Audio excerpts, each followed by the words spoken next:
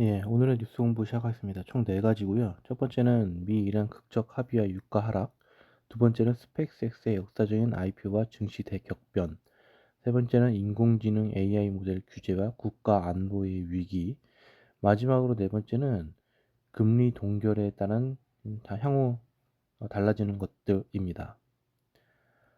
첫 번째는 미 이란 극적 합의 내용인데요. 미 이란 합의 체결 MOU 체결입니다. 미국과 이란이 금요일에 평화협정을 정식 체결할 예정이라는 세부 정보가 드러났습니다. 이란의 즉각적인 원유 수출 재개와 해상 봉쇄 해제라는 파격적인 금융 혜택을 제공하는 내용으로 전문가들은 미국이 전략적 패배를 당했으며 이란에게 일방적인 유리한 거래라고 평가하고 있습니다. 호르무즈 해협 재개방 및 이란산 원유 공급 기대감으로 서부 텍사스 원유 WTI가 배럴당 76.33달러 선까지 떨어지며 80달러 밑에서 안정되었습니다. 전쟁 리스크 프리미엄이 상당 부분 빠진 모습입니다. 의장으로서 첫 임기를 시작하는 케빈 오시 연방준비제도 의장에게는 유가 하락이 인플레이션 압력을 낮춰주는 일종의 선물이 되었습니다. 피터슨 국제연구소의 아담 퍼셀은 연준이 통합정책 성명서를 중립적 성향으로 바꿀 것이며 중간 선거까지는 금리를 올리지 않다가 26년 12월이나 27년 1월쯤 인상할 가능성이 있다고 내다봤습니다. 두 번째는 스페이스X의 역사적인 IPO 증시 대격변입니다. 세계 5위에 등극하고 아마존을 추월했습니다. 상장 IPO 한 지 일주일도 채 되지 않은 스페이스X가 주가가 약 50% 폭등하며 기업 가치가 2조 6천억 달러를 넘어섰습니다. 밸류에이션 논란이 있죠. 스페이스X는 아마존을 제치고 세계에서 5번째로 큰 상장 기업이 됐고 장중 한때 마이크로소프트까지 위협했습니다. 실제 수익은 아마존의 극히 일부에 불과해서 버블이냐 건강한 랠리냐를 두고 월가의 의견이 팽팽합니다. 다만 월가는 2030년까지 매출 5천억을 달러를 예상하는 반면 일론 마스크는 1조 달러를 호언장담하고 있어 투자자들의 약간론이 이어지고 있습니다. 세 번째는 인공지능 AI 모델 규제와 국가 안보 위기입니다. 엔트로픽 미터스 5, 페이블 5 수출 통제인데 프랑스 G7 정상회의에서 오픈 AI, 엔트로픽, 구글 등 글로벌 AI CEO들이 모인 가운데 미국 정부가 안보 이유로 엔트로픽의 최신 AI 모델인 미터스 5와 페이블 5에 대해 긴급 수출 통제 조치를 내렸습니다. 해당 모델들이 코드의 취약점을 찾아내 사이버 무기화할 수 있는 제일 브레이크 위험성이 발견되었기 때문입니다. 앞서 엔트로피 CEO 다리오 아모데이가 클로드의 완전 자율형 살상 무기 활용을 거부하면서 국방부로부터 공급망 리스크가 있는 기업으로 찍히는 등 갈등이 깊었던 상황입니다. 현재 미국 행정부 내에서는 AI 기술을 국가 자산으로 통제하기 위해 지분 참여 방식을 두고 격렬한 토론이 벌어지고 있습니다. 스콧 베센트 재무장관은 전략적 AI 개발 계정에 직접 지분을 주입하는 방식을 선호하고 하워드 루트넥 상무장관은 정부가 확보한 AI 기업 지분을 일종의 국부펀드 형태로 직접 관리하는 방식을 선호하고 있습니다. 마지막으로 네 번째입니다. 제일 오늘의 중요한 핵심 뉴스인데요. 새 연준 의장의 첫 기자회견이 있었습니다. 금리 동결 그리고 달라지는 것들입니다. 오늘 미국 연방준비제도 신임 의장이 취임 후 첫 기자회견을 열었습니다. 금리는 동결되었습니다. 근데 오늘 진짜 뉴스는 금리가 아닙니다.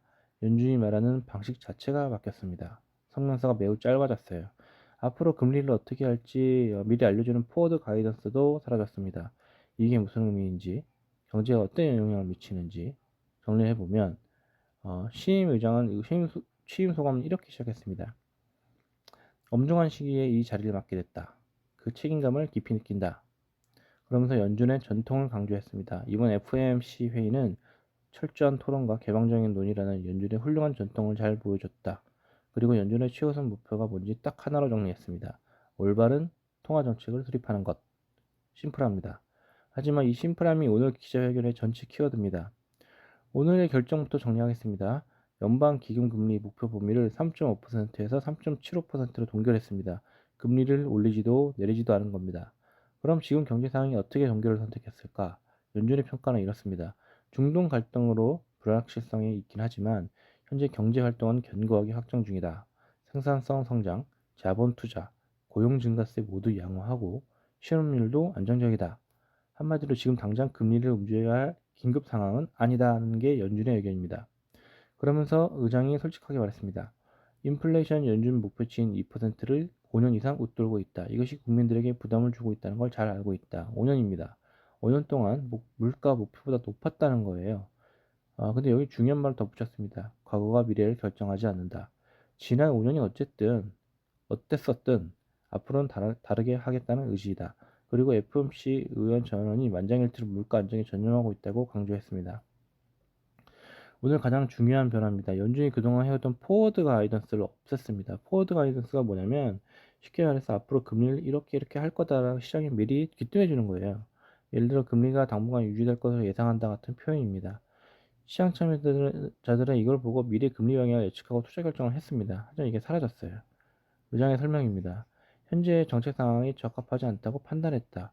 그리고 성명서 자체도 훨씬 짧고 단순해졌습니다. 이게 무슨 의미냐면 연준이 앞으로 어떻게 할지 덜 알려주겠다는 겁니다. 시장이 연준 말 한마디에 흔들리는 걸 줄이겠다고 하는 거고 대신 데이터가 나올 때마다 그때그때 판단하겠다는 의미입니다.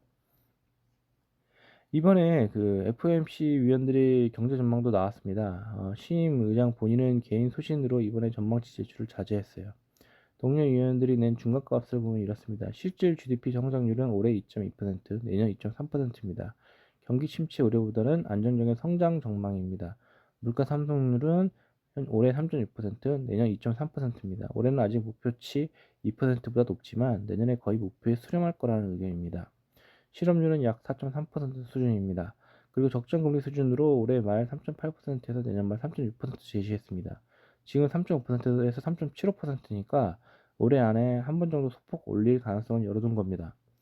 오늘 기자회견 내용을 세 줄로 정리하면 금리는 3.5에서 3.75% 동결, 경제가 견고하기 때문에 급하게 움직일 이유가 없다.